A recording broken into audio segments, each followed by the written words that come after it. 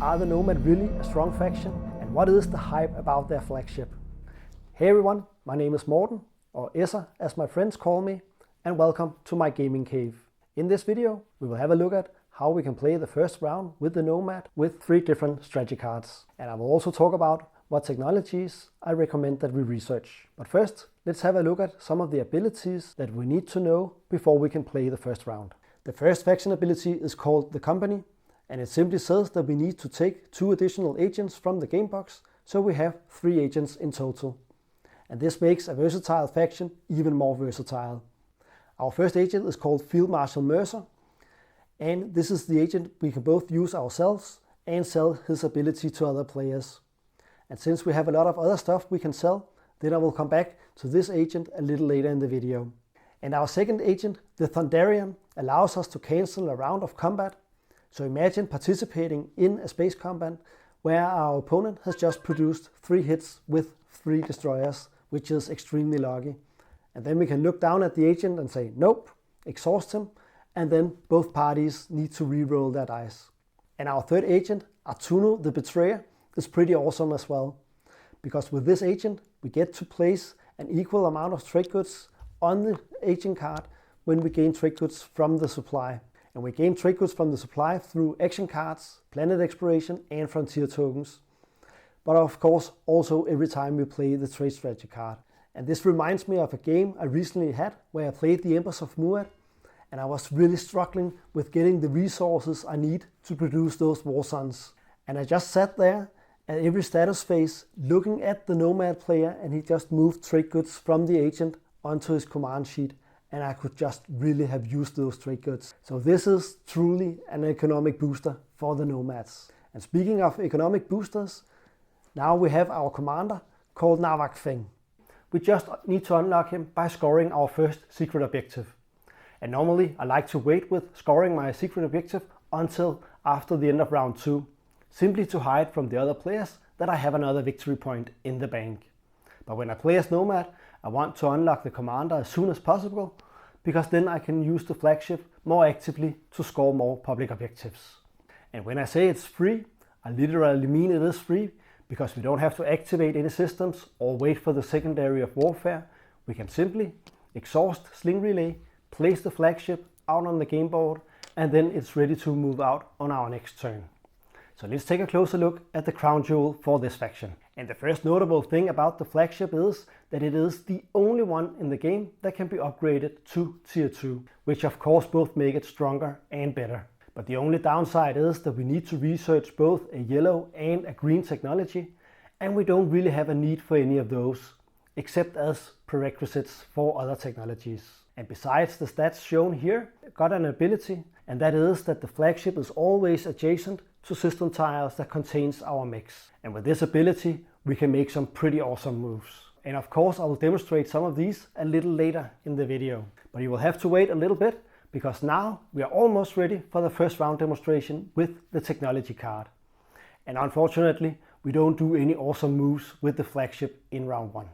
Before we head into the first round demonstration, we will have a quick look at our starting units. And again, as the only faction, we start with our flagship out on the game board. And we also got a carrier with capacity. So with these 2 ships and our 4 infantry, we can easily gain control of 2 systems in round 1, which is normally enough to get a good round.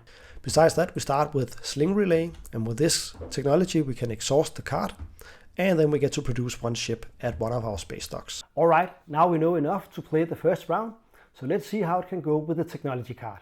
And I think this is the second best for the Nomads, so let's see how it can be done.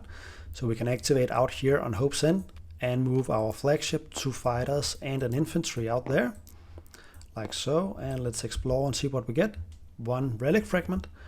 And we might as well play the Imperium arm swapped immediately and get a mech in the home system, like so. And then everybody else takes their turns. And I haven't added any of the neighbors because we're not going to interact with them in this demonstration anyways. So now when it gets to be us again, we can activate the Rigel systems out here. Move out there with our carrier, 2 infantry and a mech on Rigel because it's hazardous. Let's see what we get on Rigel 2. It gets to be a yellow tech skip planet, Rigel 3. It already got a green tech skip, so now it's a 2 resource, 2 influence planets, which is also pretty good. And Rigel 1, let's see, expedition. If you have at least 1 mech on this planet, or if you remove 1 infantry from this planet, you can ready this planet. And we got a mech on it, so that means that Rigel 1 can be unexhausted, like so. And now everybody else takes their turns, and we might as well play the technology card. Then we can research gravity drive. And on our next action, we can produce a dreadnought on Sling Relay, pay with the 4 resources on our home system. And as our 5th and final action, we can move out here to Simlaw, move our dreadnought out there with gravity drive, bring an infantry along, and I'll leave this at home, so in case that neighbor doesn't get any good ideas in flying into our home system. And let's see what we get on Simlaw here. It's a paradise world, so it's a 3 resource, 4 influence planet. That was a lot of planet attachments we got there. And with this, we have gained control of 3 systems. We produced a dreadnought on Sling Relay in our home system, and we got to research gravity drive. So this is a pretty good first round for the Nomads. But we could also have taken another technology path, because we got a green tech skip here. So instead of gravity drive, we could have taken, for instance, psychoarchaeology, because then we can use both Rigel 3 and Simlaw without exhausting them to research technology. And with a green tech skip and psychoarchaeology, then hypermetabolism is available next. So we gain 3 command tokens instead of 2, and that is pretty awesome, because we want to have a lot of command tokens in the late game when we get to play our hero. But I will get back to that later in the video. Which ship would you produce on Sling Relay to grab that 3rd system in round 1? Both a carrier and a dreadnought got capacity? Please let me know in the comments below.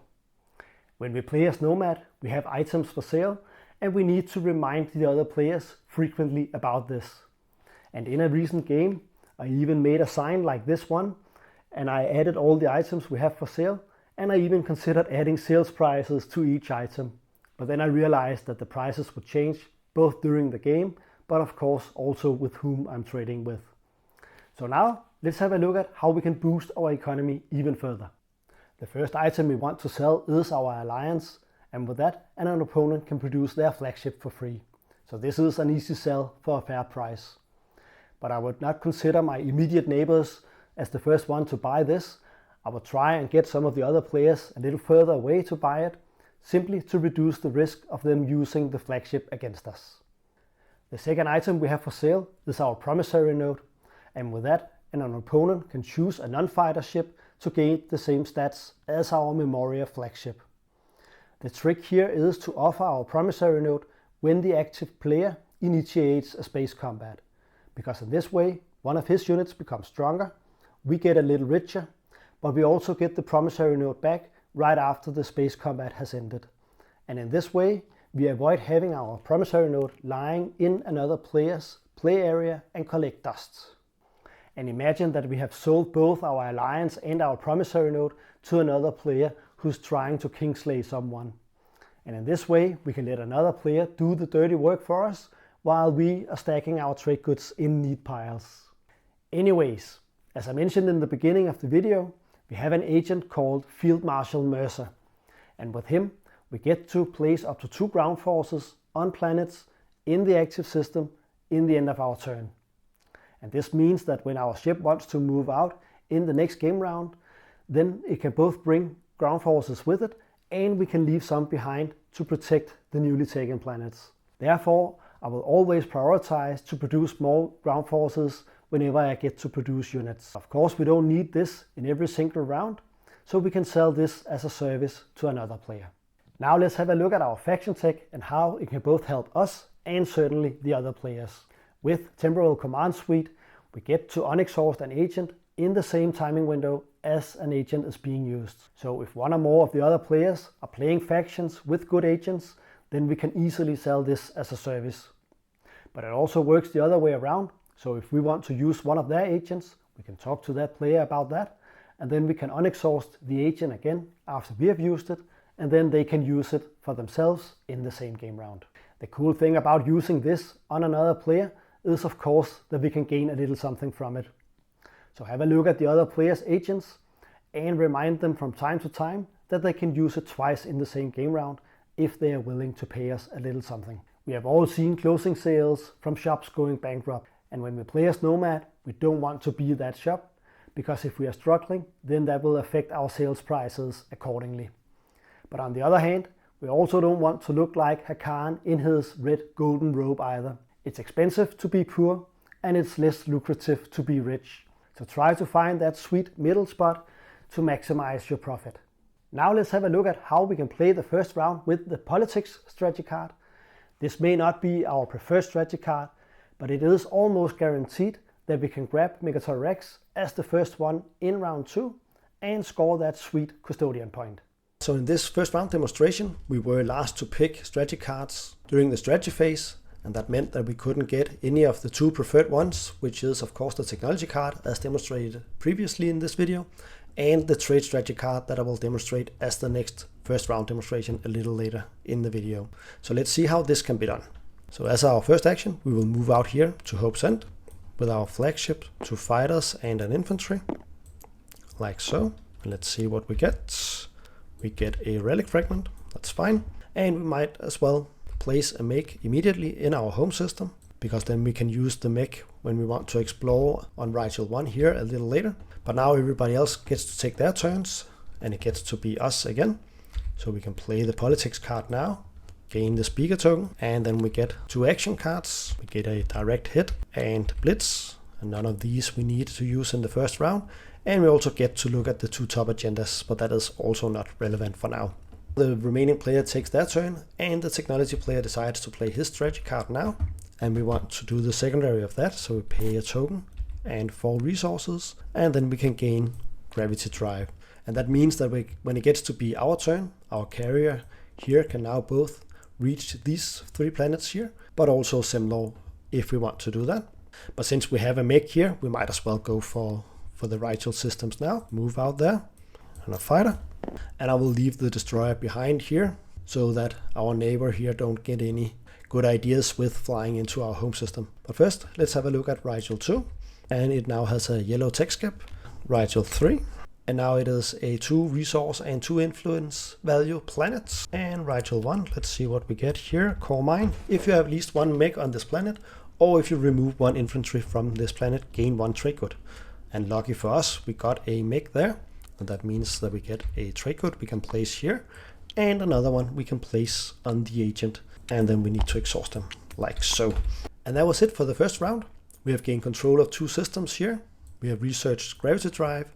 We have the speaker token, so now we get to pick strategy card as the first one in round 2. And we can pick leadership. And with gravity drive, we can fly directly into Mechs Rex with our infantry here, pay 4 influence, and gain the Mechs Rex point. So I think this is also a pretty good start with the Nomad. Now we need to have a look at our mechs and how they can help our flagship move around the galaxy. Because the combination with our mechs, our flagship, and when we play our hero is pretty awesome. And after this, we will have a look at how the first round can be played with the trade strategy card, and this is by far the best strategy card for the Nomads in round 1. Now let's take a look at our mechs. They are so simple, yet so powerful.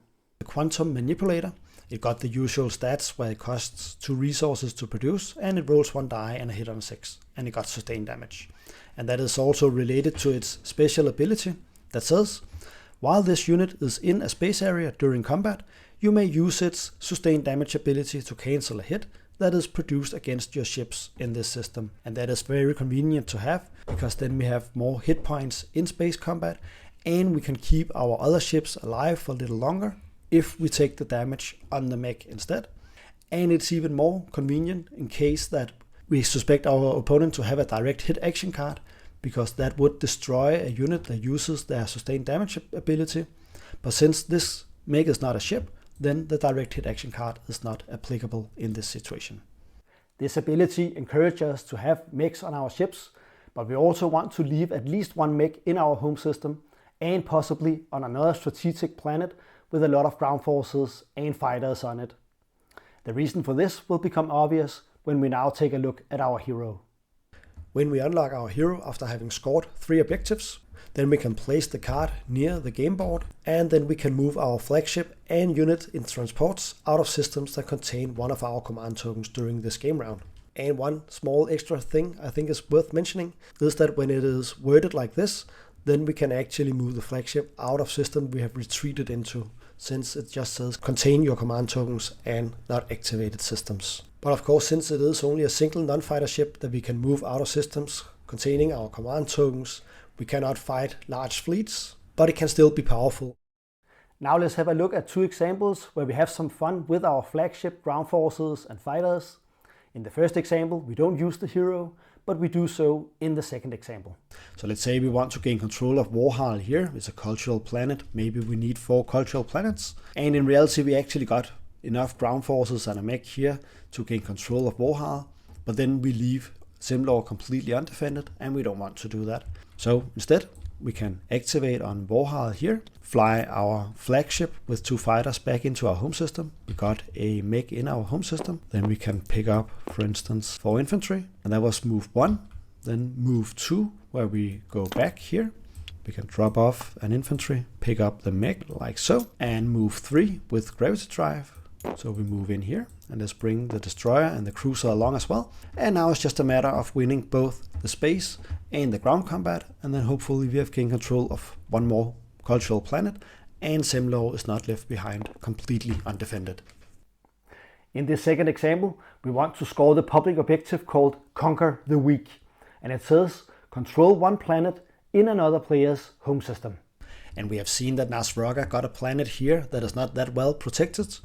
So we played our hero, and that means that our flagship can now move out of activated systems along with the units that it has on board. So as our first action, we can activate on perimeter here, move in with a cruiser, move our flagship, 2 fighters and 2 mechs, and we will pick up 2 more fighters from Hope's End and move in here. Then we initiate the space combat and we win it, of course, but we do lose some units along the way here. So as our third action, we activate here. And since our flagship is adjacent to systems that contains our mechs, we can say 1, 2, and 3 with gravity drive. So we pick up 3 fighters here and 1 more here. But we have to leave the cruiser behind because that is not included in the hero ability here. But as our last action, we can now activate on Nasraga's home system, and we can say 1, 2 and move all the way in there. Hopefully win the space combat and the ground combat, and then these 2 victory points are scored. Imagine playing as the Nomads. Everybody else at the table have now passed for this game round, but we have saved a lot of command tokens in our tactical pool. The first stage 2 public objective have been revealed, and it is a control objective. So now it's the time to play our hero and do some of these awesome moves. And we have to do it as soon as possible, because later in the game, the other players have produced way too many ships, and then our flagship simply won't be strong enough. Now let's have a look at how the first round can be played with the trade strategy card, and this is by far the best one in my opinion. So as our first action, we move out to Hope's End, gain control of that with our flagship, 2 fighters and an infantry. And let's see what we get here. Volatile fuel source. If you have at least 1 mech on this planet, or if you remove 1 infantry from this planet, gain 1 command token. And we certainly want to do that. So away you go, and we gain a command token here, and then everybody else takes their turns, and when it gets to be us, we play the trade strategy card. So we get 4 commodities here and 3 trade goods we can place on Artuno the Betrayer, and we also get 3 trade goods we can place on our command sheet. And since we want to trade with the Imperium player, we also replenish him. We may not trade with the Nasraga, but we also replenish his commodities. And now it gets to be the Imperium player, and he moves out here with the destroyer and explores this frontier token. Then we can trade when we gain control of the Rigel systems. So now it gets to be our turn, and we want to use Sling Relay to produce a carrier. We pay the 3 trade goods we have here and place a carrier, 1 more carrier in our home system. And we also use the Imperium Arms Vault card to place a mech in there as well. Simply because we have a hazardous planet here that we want to fly out to when it gets to be our turn. And the Imperium player doesn't play his warfare card yet, but Nasraga decides it's time to play the technology card. So we do the secondary of that and pay a token and 4 resources on our home system to research gravity drive. And now when it gets to be our turn, we can move out here to the Rigel systems and gain control of these 3 planets. So now we fly out to the Rigel system with our carrier, 2 infantry and a mech and a fighter, like so. And let's see what we get on Rigel 2. abandoned warehouses, you may gain 2 commodities, or you may convert up to 2 of your commodities to trade goods. And that is the advantage of playing the trade strategy card before we explore industrial planets. So if we had no one to trade with, then we could at least get some of the commodities converted into trade goods. And let's see on Rigel 3 what we get. Local fabricators, you may gain 1 commodity or spend 1 trade good or 1 commodity to place 1 mech from your reinforcements on this planet. And we also want to buy a mech for a commodity. That is very cheap. So let's do that. And now let's have a look at Rigel 1. Volatile fuel source. If you have at least 1 mech on this planet, or if you remove 1 infantry from this planet, gain 1 command token. And that is great as well, because we have a mech there. So we just gained our 2nd command token, which is a lot more lucky than usually. And now we are neighbors with the Imperium player. So we get his 4 commodities as trade goods. And he also wants 3 trade goods in return. And the Imperium player now think it's time to play the warfare card. So we also participate on the secondary of that. And we also got 4 trade goods to produce units for. So we will produce 4 infantry and a cruiser and place them in our home system like that. And eventually it gets to be our turn. So now we can fly out here to Simlor with our carrier, cruiser, 3 infantry here. And we of course use gravity drive so the carrier can move 2 systems. And let's see what we get. Tomb of Amphidia. This planet's influence value is increased by 1. So now it's a 3 resource and 3 influence planet, and potentially worth a point if the Crown of Amphidia relic is also found. So with this, we have gained control of 3 systems. We have researched gravity drive, traded with the Imperium player. We have extra trade goods on our agent, and we got some units in the system adjacent to Megatol Rex. So with the right strategy card, we can gain control of that planet as the first one in round 2. And I really don't think you can ask for more in round 1. We have already covered some of the technologies to research, but now let's have a look at the other ones I recommend. As shown in the first round demonstrations, I go for gravity drive as the first technology, and that is to be able to reach the best systems in round 1 and potentially grab Megatol Rex as the first one in round 2. It has a blue prerequisite, but since we start with Sling Relay, then this technology is available for us from the start of the game. In all 3 first round demonstrations, I have prioritized to get control of Simlor here, and that is because it has a yellow tech skip on it, and we really want that because we want our faction technology, the temporal command suite, and it requires 1 yellow technology to get. So without having a yellow tech skip planet, we would have to research either Sarween tools or the Scanlink drone network, and we don't need Sarween tools because our economy is just fine. So I don't think we have any real need for this technology at all. So if we really had to research a yellow technology, I would go for the Scanlink drone network, because with this we get to explore a planet we control and we have a unit on it whenever we activate the system. And with this we can get some planet attachments that both can make the planet better, but it can also help us score one of the public objectives. So I think this is way better than Sarween tools. We also need a green technology to research our flagship unit upgrade. Preferably we have a green tech skip planet in our slice, so we don't have to go green at all. But if we don't have that, then I will probably go for psychoarchaeology if we have other tech skip planets in our slice, because then we have the green technology for our flagship unit upgrade, and we can use these tech skip planets without exhausting them. And if we don't have any tech skip planets at all, then I will probably go for Neural Motivator instead and gain 2 action cards in every status phase. When we have the prerequisites for the Memoria 2, then I would research that, simply to make it stronger, and we can use it actively to score more public objectives, or even prevent other players from doing so. And if they destroy it, we just produce it for free again. The technologies I have mentioned are the foundational ones in my opinion, but if I get a chance to research even more, then I would go into the blue tech tree for the rest, and ideally get lightweight deflectors as the next one, but that requires a blue tech skip planet. And if we don't have that, then I would go for either anti-mass deflectors, dark energy tap, or fleet logistics, depending on which technology would help me the most in that current game. After making this guide, I cannot wait to play the Nomads again. I think they are so much fun. And yes, I would always go for the flagship unit upgrade, even though it requires an effort to get it. But I think the flagship makes the Nomad the Nomads. Thank you for watching. If you liked this video, please hit the like button. and hopefully I'll see you in the next one.